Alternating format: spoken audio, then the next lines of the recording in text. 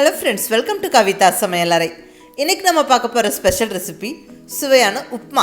உப்மாவா எனக்கு பிடிக்காது அப்படின்னு சொல்கிறவங்க கூட உப்மா நல்லா இருக்கே இன்னும் கொஞ்சம் கொடுங்க அப்படின்னு கேட்டு வாங்கி சாப்பிட்ற மாதிரியான ஒரு ரெசிபியை உங்களோட ஷேர் பண்ணிக்கிறேங்க. உப்மா செய்யும்போது ஒரு சின்ன சின்ன டிப்ஸை ஃபாலோ பண்ணி நம்ம செஞ்சால் உப்மா ரொம்ப ரொம்ப டேஸ்ட்டாக இருக்குங்க. உப்மா ஒரு சிம்பிளான டிஃபன் ரெசிபிங்க. டக்குன்னு ஒரு 10-15 நிமிஷத்தில் பண்ணிடலாம். ஸோ ஒரு ஈஸியான ரெசிபி, எல்லா வயதினருக்கும் சூட்டபிளான ஒரு கம்ஃபர்டபுளான உணவு. சின்ன குழந்தைங்க பெரியவங்க எல்லாருக்குமே கம்ஃபர்டபுளாக இருக்கும் உப்மா சாப்பிட்றதுக்கு. அதுவும் நல்லா டேஸ்ட்டாக பண்ணும்போது உப்மா பிடிக்காதுன்னு சொல்கிறவங்க கூட விரும்பி கேட்டு வாங்கி சாப்பிடுவாங்க. அது உப்மா கூட நல்ல ஒரு சட்னி இருந்தால் சாப்பிட்றதுக்கு அட்டகாசமாக இருக்குங்க. ஸோ இன்றைக்கி உப்மா நல்லா சுவையாக செய்கிறதுக்கு ஒரு சின்ன சின்ன டிப்ஸை உங்களோட ஷேர் பண்ணிக்கிறேன். மிஸ் பண்ணாமல் அதை ட்ரை பண்ணி பாருங்கள், எல்லாருக்குமே ரொம்ப பிடிக்கும். இப்போ வாங்க ரெசிபி எப்படின்னு பார்க்கலாம்.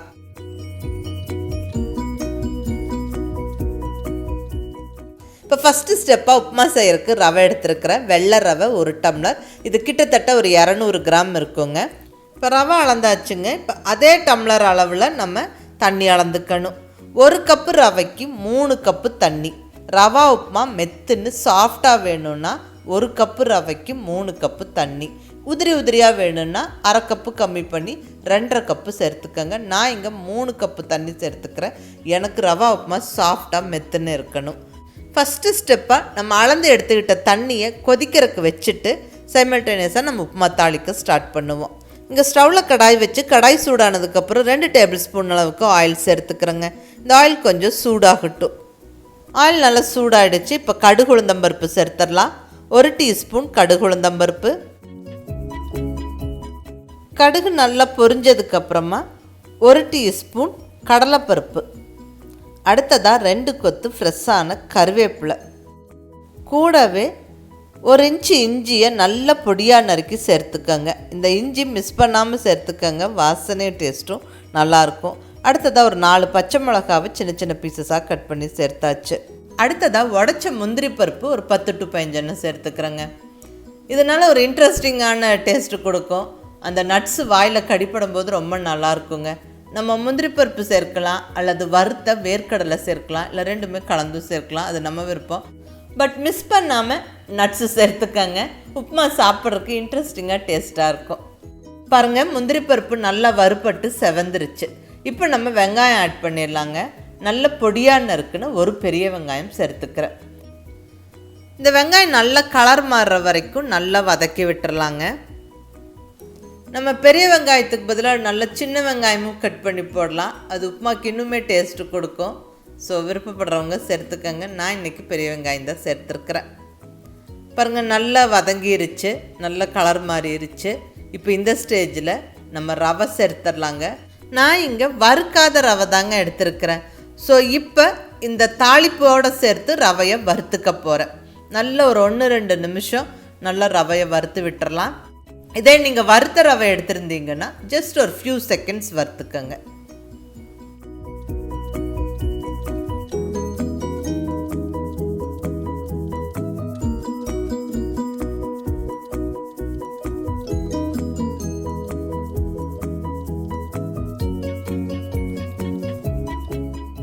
ரவை நல்லா வறுத்தாச்சு, உதிரியாக இருக்குது. இப்படி கையில் நம்ம தொட்டு பார்த்தோம்னா சுருக்குன்னு சூடாக இருக்கணும். ஸோ அந்தளவுக்கு ரவையை வறுத்துருங்க.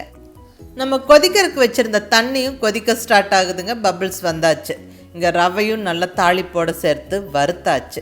இப்போ நம்ம இந்த தண்ணி எடுத்து ரவையில் சேர்த்துடலாங்க.